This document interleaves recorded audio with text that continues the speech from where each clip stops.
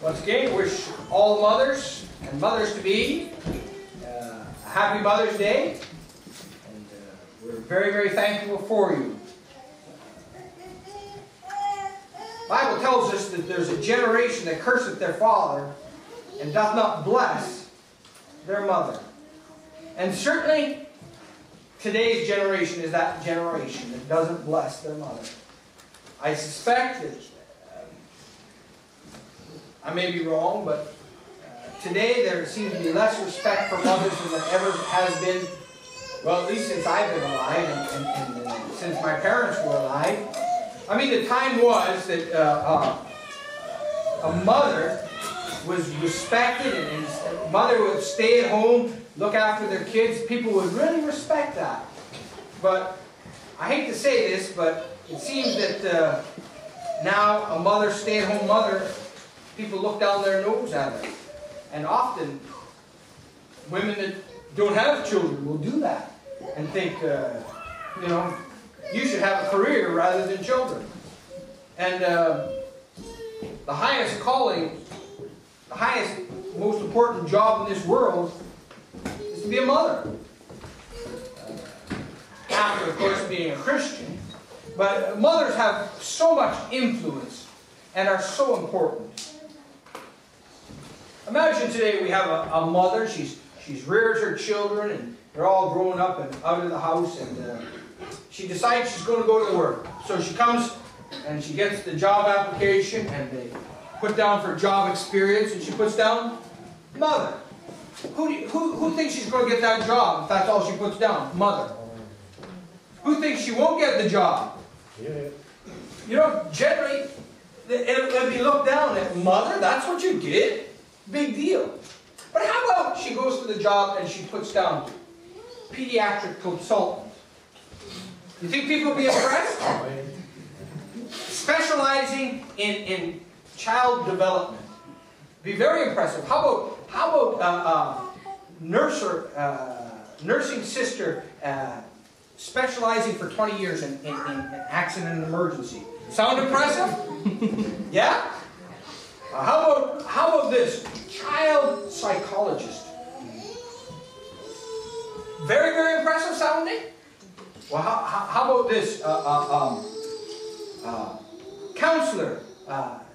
Specializing in confrontation and conflicts. Settlement. Very, very impressive sounding qualifications, yes? Well, that's a mother. My mom had lots of experience in settling conflicts, and in nursing, and in doctoring, and in guiding. You know, if you put down on that teacher, they would be impressed. But listen, a mother does all of that. If you just put down child psychologist, people would be impressed. But what if you put down child psychologist, nurse, doctor, and all those other things? And that's what a mother is called to do, and much, much more. Isn't that true? And mothers should be honored. And we set this day aside, and I've read various things on how it started. I don't care how it started, but I do care that it's a good day to set aside to remember godly mothers. Your mother is a blessing to you. And you should be thankful. And you should bless your mother. Now, mothers are not perfect. Mothers make mistakes. Mothers are humans. Mothers go through hard times. Mothers have hardships. But they're still mothers. And a mother is always a mother. I remember I was in my 20s, and my mom would always, drive carefully now. Drive carefully. You know, mothers tend to mother till they always mother. A man was just getting tired of his mom treating him like a baby. You know, she constantly treated him like a child. And he says, "Mom, I'm 30 years old," and he couldn't get it through to his mom that he was a grown man. So he's got this idea. He took up his laptop and he wrote a very nice letter to his mom. And then he thought, well, no, that won't impress her. So he put a lovely border around it. And he thought, no, I'm going to add more. So he added some graphics, and then he added some pictures. And he posted this letter to his mom thinking, well, I've explained it in words. I've showed her. And so a week later, he phones his mom and he says, Mom, did you get the letter? She says, oh, yes, I did. He says, did you read it? He says, yes. He said, well, Mom, what did you think about it? She said, oh, I think it was wonderful. I put it up on the fridge for all the neighbors to see. You know, she's going to baby him until he's 30 and she's still babying him. That's moms, isn't it? But you know what? We need to get the attitude that God has towards mothers. So let's consider some things about mothers. First of all, Exodus chapter 20.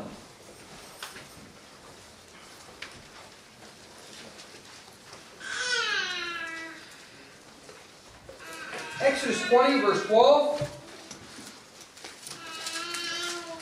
Honor thy father and thy mother, that thy days may be long upon the land which the Lord thy God giveth thee. Honor thy father, thy mother, thy days upon thy God. Those are all personal. Thys are personal, okay? When it says thy, think of God is speaking specifically to me. God says you honor your own personal mother. Okay?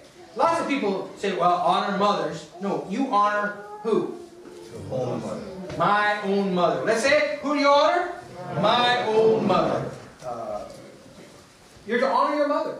Honor thy father and thy mother, that thy days may be upon the long upon the land which Lord thy God giveth thee. It's all personal. It should be your God, and because God is your God, you should honor your mother. Look at the next chapter. Verse 15.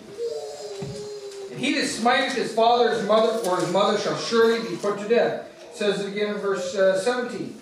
He that curseth his father or his mother shall surely be put to death. I mean, the Bible looks down with just the lowest of low is the person that would curse his mom or smite his mom. You know, it's sad to read how many people and how often you read in the newspapers where somebody stole from their parents or their mom. It's really, really sad. And society has definitely changed. We have a generation that do not bless their mother. And it has to stop. And it stops with us. We have to set the example for the world. You understand this? Christians are to set the example for the world. You know that? The world needs examples. And the example is you. So the way you treat your mother will show the world how they should treat their mother.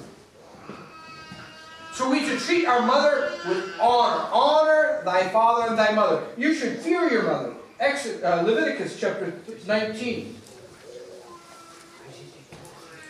Leviticus 19. Ye shall fear every man his mother and his father, and keep my Sabbaths. I am the Lord your God. You should fear your mother. You should be afraid to hurt her. Moms, you should make them afraid sometimes. I tell you, I was a bit of a tease growing up, and I used to tease my mom. And my mom used to do knitting. Any ladies do knitting? You know, with you? And you know, you knit, and then after so many rows, you got to do something else. And my mom would count her rows, you know? And I'd let her get counting, and then it was a big, long thing. She'd be counting, and then I'd go 23, 25, 13, 17, and she'd lose her way. And she would look at me and she'd say, don't do that. And so she'd do it again.